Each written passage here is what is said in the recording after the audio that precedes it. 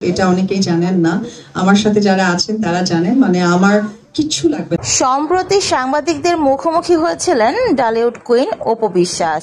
সাংবাদিকরা তাকে ব্যক্তিগত প্রশ্ন করছিলেন বেশ কয়েকটা। তার মধ্যে একটি প্রশ্ন ছিল, শাকিব খান তো আপনার স্বামী, তার কাছ থেকে স্ত্রী হিসেবে আপনি কি পেয়েছেন? উত্তরে অপু বিশ্বাস বলেন, তার কাছ থেকে আমি কিছুই পাইনি, তার কাছ থেকে আমি কিছু চাইও নি। বিভিন্ন সময় তিনি আমাকে নানান রকম কিছু গিফট দিতে চেয়েছেন, বাট আমি কিছুই তার কাছ থেকে নেইনি। এটা হয়তো অনেকেই জানেন না, তবে আমার সাথে যারা আছে বা আমার আশেপাশে যারা থাকে, আমার ঘনিষ্ঠ যারা আছে, তারা সবাই জানে আমি তার কাছ থেকে কিচ্ছু চাইনি, কখনোই কিছু চাইনি। কারণ আমি একজন স্বাবলম্বী নারী, আমার তার কাছ থেকে কিছু নেয়ার মতো নেই, তার কাছ থেকে কিছু পাওয়ার মতো নেই।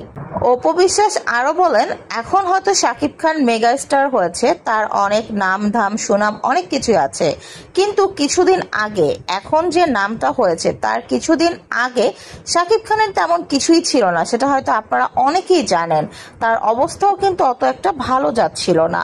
সেই মুহূর্তে আমি শাকিব খানের পাশে ছিলাম, তাকে আমি নানান রকম ভাবে সাপোর্ট দিয়েছি। এগুলো আমাদের কাছের মানুষরা খুব ভালো করে জানে। শাকিব খান নিজেও জানে তার বিপদের সময়, দুঃসময় একমাত্র আমি ছিলাম পাশে। এখন তার সুসময়ে যত মানুষ তার পাশে আছে, তার দুঃসময়ে কিন্তু এত মানুষ তার পাশে ছিল না। অপু বিশ্বাস আরো বলেন, যাকে আমি দিয়েছি তার কাছ থেকে আমি কি নিব? তার কাছ থেকে আমি কিছুই নেইনি, তার কাছ থেকে আমি কিছু চাইও না, আমার তার কাছ থেকে কোনো কিছুর প্রয়োজনও নেই।